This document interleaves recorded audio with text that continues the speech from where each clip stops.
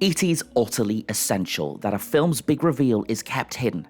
And here with the drama, we are way deep into that territory. So, on the Film Podcast, we won't be spoiling it. It's a review that'll give you how this feels and how totally essential it is you avoid any spoilers for this movie.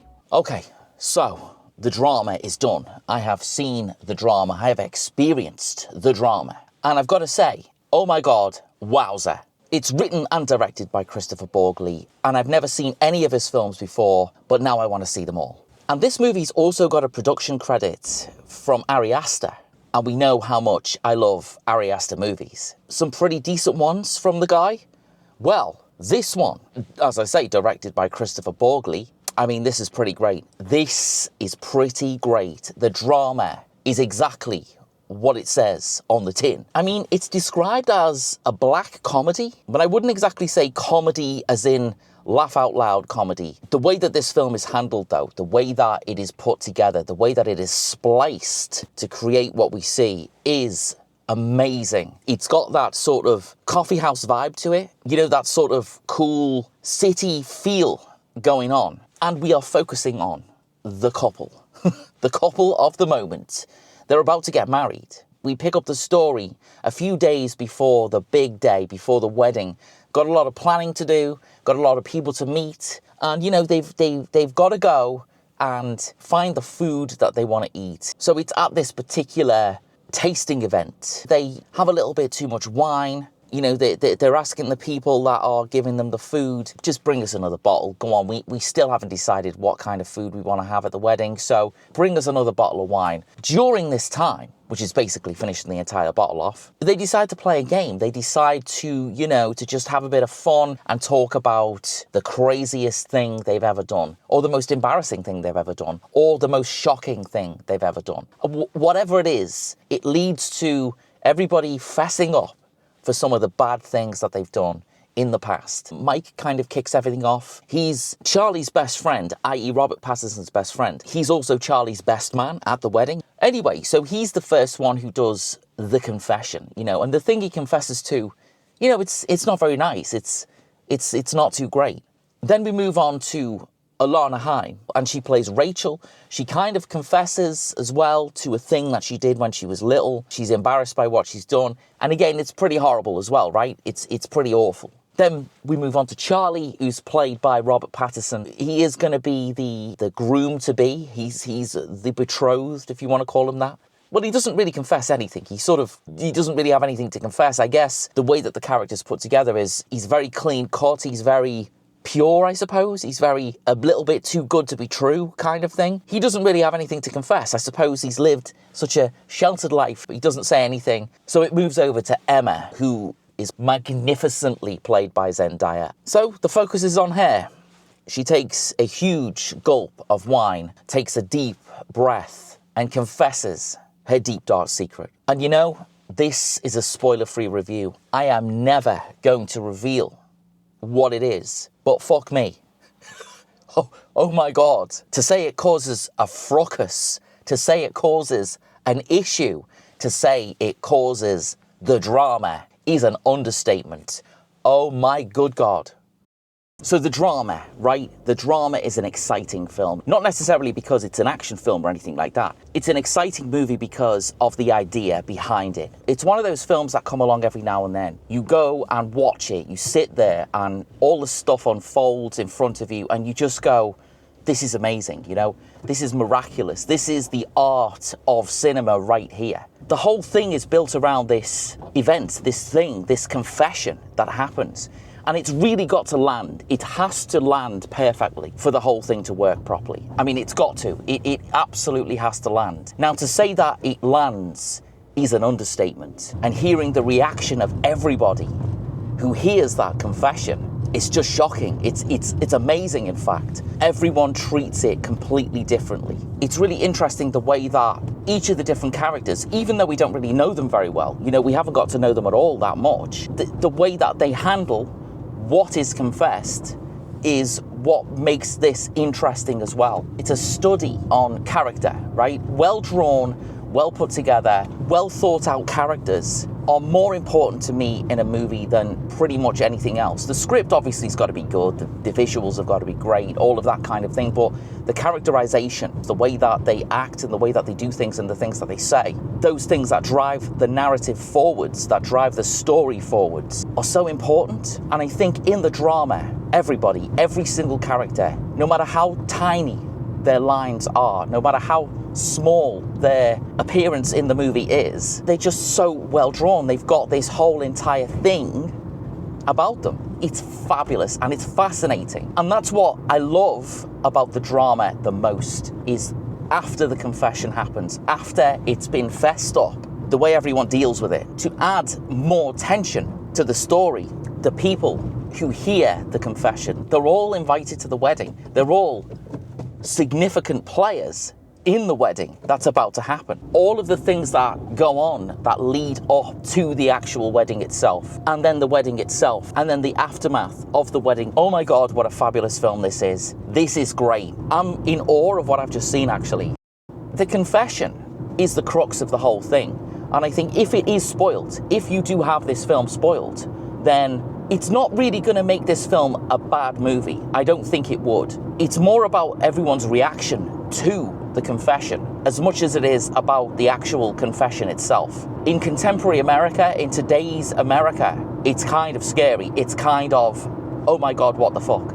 Absolutely yes. And it happens really early on in the movie as well. I mean, that's one of the things that I was a little surprised at.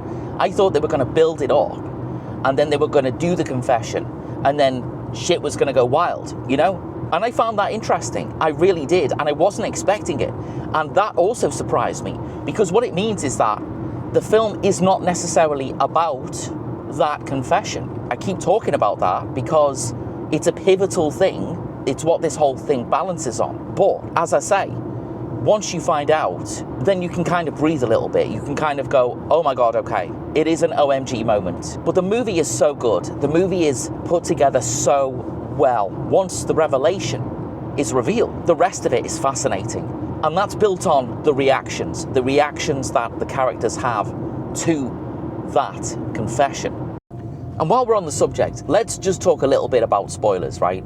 So during my time, my film-loving time, there has been movies that have got stuff that, you know, you shouldn't really know about. Number one that I can think of right now is The Sixth Sense. Right, that's a movie that it's got Bruce Willis and Haley Joel Osment in it. And The Sixth Sense is one of those films that, if you know the twist, it does kind of spoil the film. It does. Like this, though, there is enough in it to make it interesting anyway. But I think the reveal or the spoiler of The Sixth Sense, when you find out, you do go, what the hell? Or when I was younger, when The Sixth Sense first came out, there was a TV show, a live program that loads of young people used to watch on a Friday night. And they actually spoiled The Sixth Sense on that program. They did. I think it was Daisy Donovan. I think she spoiled The Sixth Sense. And that's when I learned about the spoiler of The Sixth Sense from that program. Millions of people had it spoiled, which is the cruelest thing you can do, really. The audience that were in the studio when she said that, visibly and audibly was like, oh my God, oh my God, you spoiled The Sixth Sense. That did happen. That was on British television. I remember that distinctly. And then other movies which have got big spoilers. For example, you've got Psycho from the 1960s. It's got a revelation in it that is important to the whole thing, to make the whole thing work. Another obvious one is Fight Club. Fight Club has got a twist in it that is like, hang on a minute, huh? And when the reveal happens, we kind of go back to the beginning of the film again. David Fincher plays out some of the moments of the film in the actual sort of spoiler state. And you think, oh my God, wowzer. But of course, the main rule about Fight Club is we don't talk about it. So I'm saying no more. Another one that sticks out is The Others with Nicole Kidman. That's a film that has got an amazing twist. If somebody tells you about the twist in The Others, now that really does ruin the film. It does spoil it considerably, because The Others is a fantastic film. It's also a scary film. And the twist, you know, the revelation, whatever you want to say, of that movie is like, it's pretty well done. So again, you know, if you know about the twist in The Others, and you know somebody that doesn't know, don't tell them. Do them a favour, don't tell them. And from a twist perspective, one of the biggest, most shocking twists I ever saw in a film ever. And it's quite a gnarly twist as well. From a moral perspective, is a Korean movie called Old Boy. The twist is absolutely shocking. I mean, it's shocking. It's a twist where I watched it, and when you find out what it is, everything that you've seen previously in the film, it all plays out in your mind immediately. And there's a couple of significant things that you see in your mind when you hear the revelation or the twist in Old Boy that make you go, oh my God, oh my God, oh my God, because it's shocking. It's shocking. Yeah, that's out of all the movies that I've seen which have got twists or, you know, all of that, Old Boy is the one that made me gasp and almost choke, in fact, on its revelation. Shit. Shocking ain't even close. What you find out here in the drama is not a twist at all. It's more like just a sort of, it's a revelation. It's finding something out that in itself is quite shocking and quite gasp-inducing, actually. So the way it's edited is another important factor in this. It has to be right. For them to pull it off correctly, they really have to have the way it's put together perfected. It is edited beautifully. The way it flows up to that point and the way it flows after that point is sensational. There are some things that you see in this film that are obviously in the characters' heads, right? That kind of fantastical stuff. But the fantastical stuff is, in some cases, shocking, in some cases is surprising, and in some cases is like, is that what I'm really seeing? Or is that in somebody's head? It's so great the way they do that. None of it's signposted either. You really have to work out what is not real and what is happening within the narrative of the film. You've really got to think about that. It's sporadically done and it's glorious. And then we see flashbacks as well. We see flashbacks that take us back to the point of relevance to the revelation that we hear from Zendaya's character, from Emma. They are also woven into the story. They're also woven into the narrative absolutely beautifully. There's the three main things in this film that happen. As I say, the confession, right? That's big thing number one. Big thing number two is Robert Pattinson's reaction, because he's the one who's more deeply entwined, obviously, with Zendaya's character. He's needing to learn how to deal with what he's heard, and he's not having a good time dealing with it. He can't cope with it, really. He's on the edge, I would say. Forget everybody else's reaction, which is also part of dealing with coping, you know, the coping mechanism, whatever. It's fascinating. And then the third big event in this film, the third big thing, the third big OMG is the wedding, right? Because they find all this stuff out in the preparation time for Zendaya and Robert Pattinson's wedding. Everybody has got to cope with what's happened, with what they've heard. And then the wedding happens, it happens, and you are like, how is this going to play out? How are they going to do this? How are the filmmakers going to pull this one off without it A, being stupid, B, being funny unintentionally, or C, being, well, silly, basically, just ridiculous. And oh my God, it is perfect. It is done perfectly. Fuck it hell. It does have that black comedy streak to it. I mean, it really does. I mean, thinking about it now, looking back at some of the things that happen in it once the confession is made, then yeah, its black comedy is really evident, but it does not lean into that too much at all. It balances that black comedy against the seriousness of it all really, really well. I think we'll pull over, right, and we'll talk a little bit about the characters and who plays them. We've already touched on it a little bit, but there's a main person in this movie who we have to talk about. We absolutely do. Okay, we've pulled over, so let's talk about who's in the drama. So Mamoudou Athie, he plays Mike, who is, you know, Robert Pattinson's best friend, basically. He's great. I mean, he's fab. He is the kind of standoffish, sort of quiet, meek character, the guy who doesn't want to cause a fuss, the guy who just wants, you know, the quiet life, the calm life. He's one of the guys who's sitting around the table. He's one of the guys who is involved in the drama. He will be the best man at the wedding as well. there's a truck that's pulled up behind me, and I'm like, what the fuck are they doing? It's like 11:30 p.m. I don't know, but wait, it's all fine.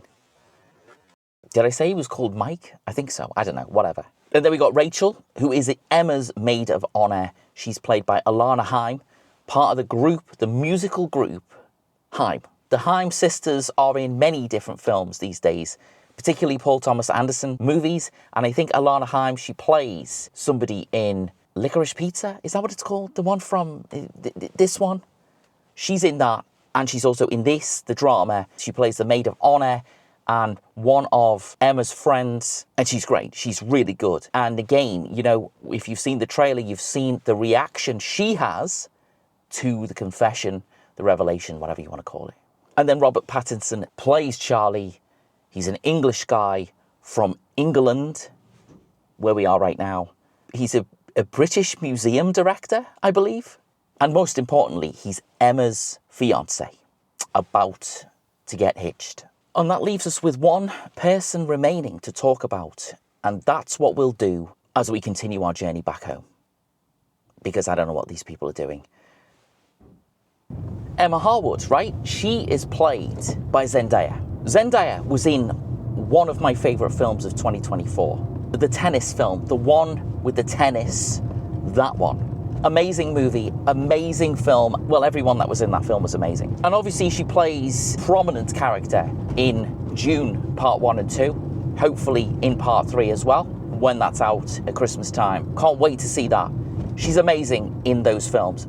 Amazing in everything that she's ever been in. Everything I've ever seen her in, amazing. And we can add her performance in this, the drama, onto that list of amazing performances because, oh my God, I mean, it's sensational. It is sensational. She plays Emma Harwood, and she is the fiancée of Robert Pattinson. She is going to be married to him. She is going to be the one. They're going to settle down. They're going to spend the rest of their lives together, as you're supposed to do when you get married. But the confession happens, right? The revelation, the thing that she did when she was younger is let out.